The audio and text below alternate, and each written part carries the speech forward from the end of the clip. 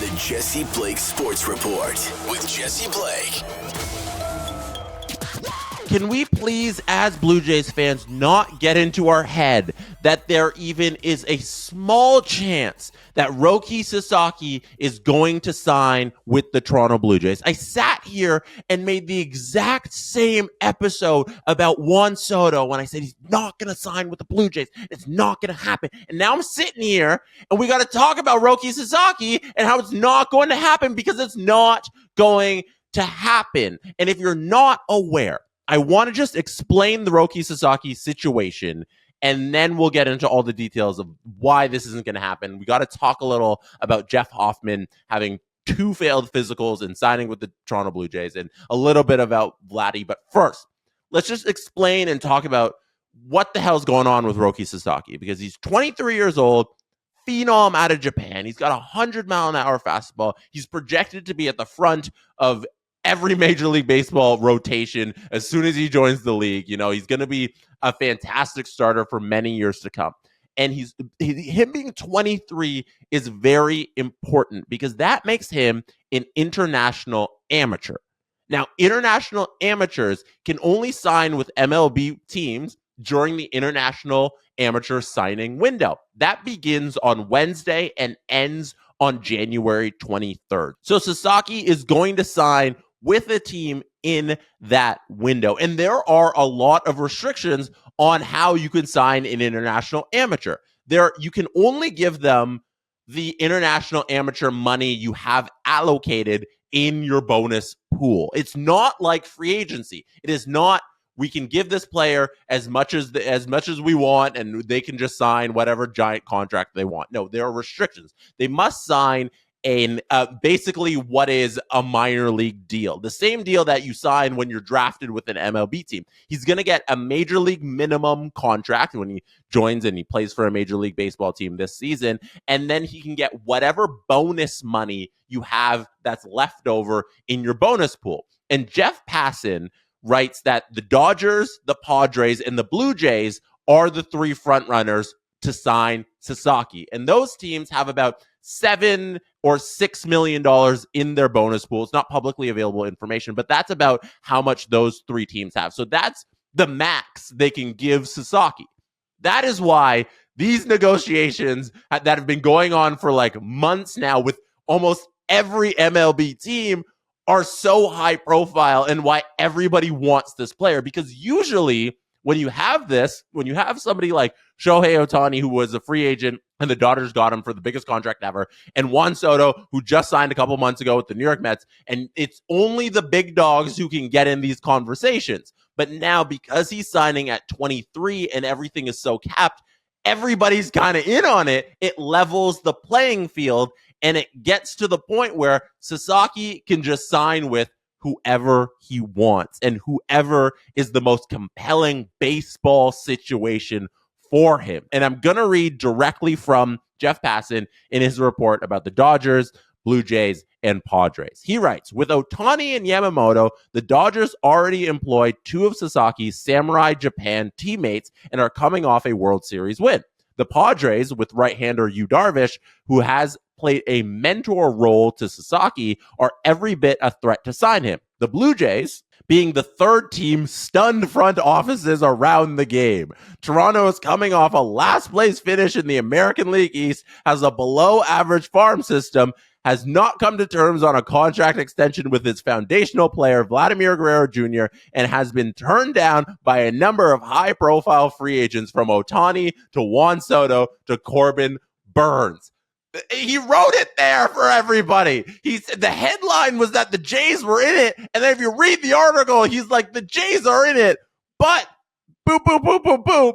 These are all the reasons it's not going to happen. And last Thursday and Friday, Sasaki was in Toronto. That is a fact. Ross Atkins and Mark Shapiro and Edward Rogers and whoever wanted to show up for the meeting with Sasaki, it happened. It happened. But it also happened with Juan Soto and Shohei Ohtani. And we know how those ended up. So it doesn't mean anything that, yeah, He came to Toronto. He met with the Blue Jays last Thursday and Friday. That's what you do if you're an agent and you're trying to get the best deal. The more people who are in on it, the higher the price goes up, the more you can demand from the teams you actually want to sign with. And that's where I get to what I want to talk about with the Blue Jays in this specific situation. It's one, don't believe this for a second that it's going to happen. It's not going to happen. Two, the Blue Jays are being used. They're being used by these agents, and it's so easy to use this darn team. They were used in the Juan Soto negotiations to drive up the price for the Mets. They were used in the Shohei Ohtani situation to show the Dodgers, like, we have this team who's willing to roll out the red carpet for us. You better give us everything. And now they're being used by Sasaki so that they can try and convince the Padres to do the same thing, because I think he's signing with the Padres. The Dodgers is like, okay, you might do the Dodgers, but I truly think it'll be the Padres. And the Blue Jays in this situation are being used. And every agent across Major League Baseball knows that we can use the Blue Jays to, one, get a whole bunch of PR, because they're also, you and me, us Blue Jays fans, are being used by these media people who keep throwing the Blue Jays into these negotiations because we're so passionate. We're always screaming about it online. We're screaming about it in real life, and we're always drumming up interest for these articles. We're always clicking. We're always reading. We're always talking about it. And these guys know, I just need to throw the Blue Jays in here. It's going to get more clicks. I'm going to drive up the price if I'm the agent. And then Mark Shapiro and Ross Atkins are so bad at this that they're falling for it too. They're always in on everything just so that they can say they're in on it. They can say they tried, and they probably think in their minds too that they can get this done, that they probably think that they can get Sasaki done, but they don't even realize they're being used, else they wouldn't be used like this. They're so desperate, but so bad at this.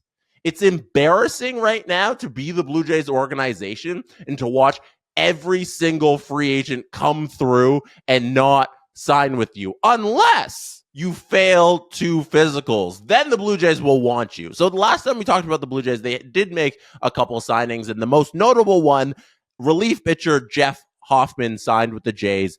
3 years, $33 million. That's $11 million per season. And he was actually a Blue Jays draft pick, and he went along with Jose Reyes and 3 right-handed pitching prospects to the Colorado Rockies in the Troy Tulowitzki deal. I don't know if you remember that, but that was a fun little summer there when they made that deal. And he was one of the minor league right-handed arms that went in that deal. And now he's come back to the Blue Jays. His career has come full circle, and that's a lot of fun. But Jeff Hoffman, if he is what he is, and that is a potential closer for this team that can really be a next level, he can be the star closer that we all thought we had in Jordan Romano until the team moved away from Jordan Romano, who then ended up signing for something very similar to what Jeff Hoffman has. But that's besides the point. Jeff Hoffman might be the star closer for this team this upcoming season.